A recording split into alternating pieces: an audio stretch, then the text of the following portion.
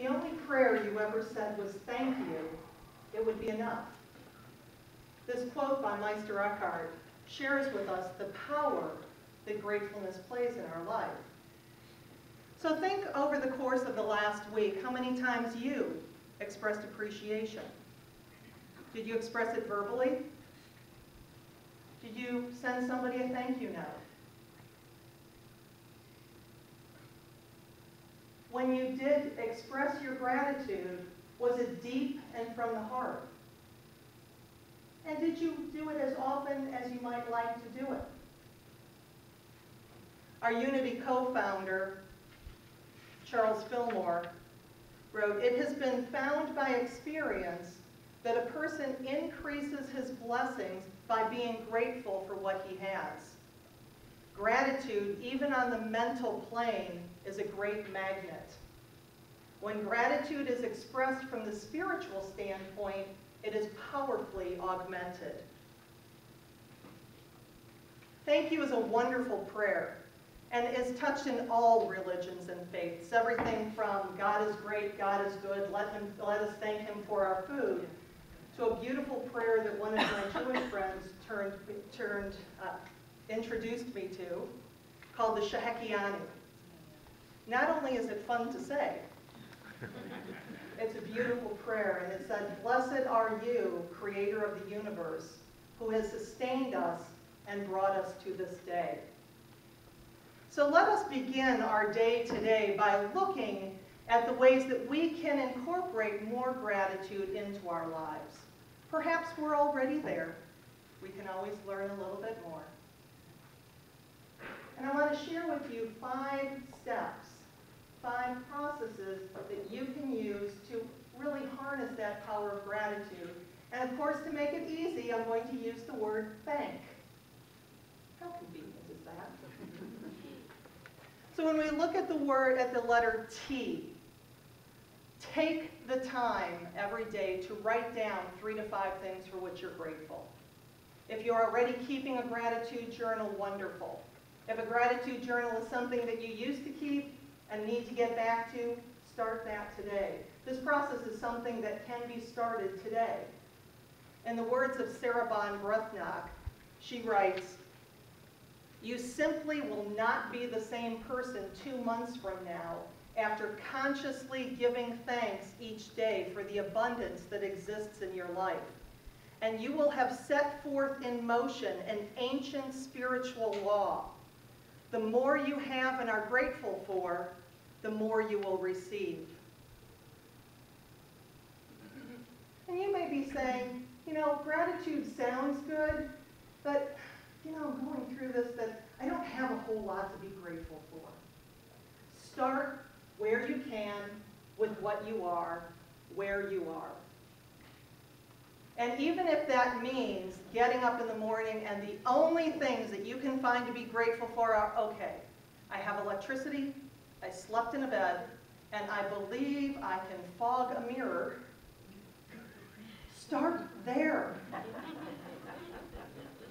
I'm going to age myself just a little bit, but probably not too much with this crowd. Remember the old trash bag commercial? The hefty one? Yeah. Your gratitude muscle at this time may be whippy, whippy, whippy.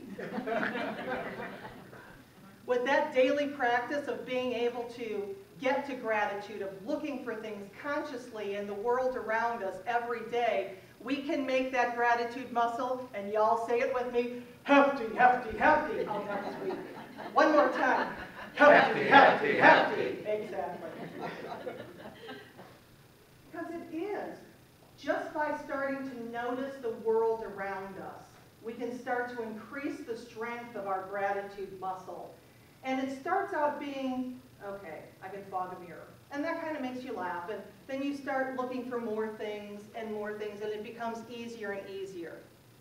But I do have to tell you that gratitude is not for wimps.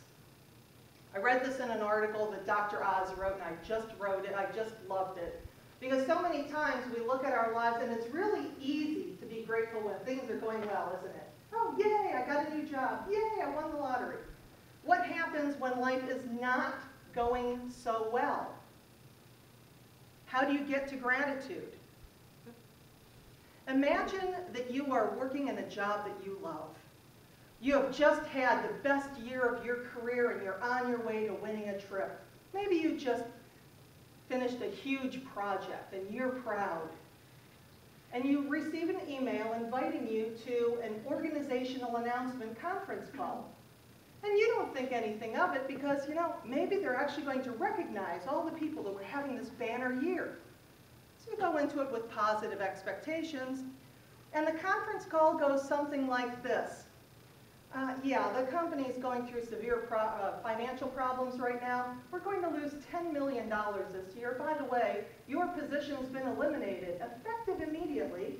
Please stay off the phone so our outplacement firm can call you. And we're not going to answer any questions. You're going to have to wait till you get your package from FedEx, and then HR will call you. Goodbye. Click. So how are you feeling now? Are you stunned? Scared? Maybe really angry? What's going through your mind now? Well, this is exactly what happened to me on October 12th, 2010. I gratefully celebrated my 2-year anniversary last week. But when that call was going on, it was like being in a dream. You know, one of those really horrible dreams that if you just hit yourself or pry your eyes open, you can wake up? I'm listening to this call going, this cannot be happening. Okay, this is happening. And as I was sitting at my desk, trembling from head to toe, crying, scared, having no idea what I was going to do, I started to think, okay, I've been keeping my gratitude journal. It's been about a year. How can I get to gratitude? And the voice in my head, which talks to me pretty consistently, said, go into the silence. So I sat in my office, I put my feet on the floor and took a couple deep breaths and said, okay, what can I find to be grateful for? And an image of my goal sheet from 1989 popped into my head. The goal list had, I don't know, 70, 100 different lists on it, different things on it. The first one, buy a house. Oh, I've already done that. Second one, become a professional speaker. The third one, write a book. It was at that moment that I noticed that I knew that the universe had bigger plans for me than I would have thought. Because from time to time in my medical sales career, I would get all cocky. Oh yeah, I'm going to quit this job. I'm going to build my speaking business. I'm going to leave this all behind. But when you're making really good money and you have a company car and you don't pay for gas for 7 years, that's something you walk away from. But when the decision was made for me, it was easy to go for it. We all have choices when these type of things happen to us. There are actually 3. Number 1, you can wallow. How can this have happened to me? I don't know what I'm going to do now. Number 2, you can remain status quo. You can find another job, maybe similar, maybe a little bit better than you had before.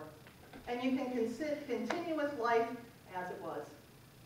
Or you can make the decision to go to your heart and see what it was that you have always wanted to do, and the gift of time and opportunity was presented to you. And you can go for it.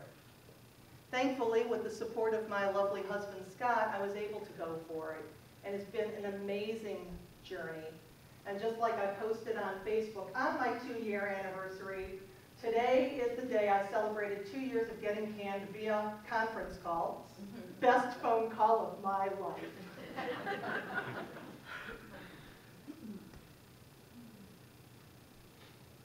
So we take the time to write down our gratitudes, and that feels good. But it also has health benefits. It actually strengthens our heart and helps us physically. The Buddha once said, let us all rise up and be thankful. For if we didn't learn a lot, at least we learned a little. And if at least we didn't learn a little, and if we didn't learn a little, at least we didn't get sick. And if we got sick, at least we didn't die. So let us all be thankful. Don't you love the Buddha's sense of humor? The Institute of Heart Math, which is based in California, actually looks at the performance of our heart based on various emotions. And in one of their studies, they compared frustration and appreciation. And they took a group of people, and they hooked them up to monitors, and they put them through a period of frustration. And they looked at their heart rate variability, which is the space between their heartbeats. And it looked kind of jagged, kind of like a lie detector test if you think about how those look. Same group of people, hooked them up to the same monitor and put them through a period of appreciation. Smooth, even, like a wave. So not only does gratitude feel better mentally, it actually helps us physically. There's been other studies that shows that it helps support and improve our immune system as well as our ability to sleep.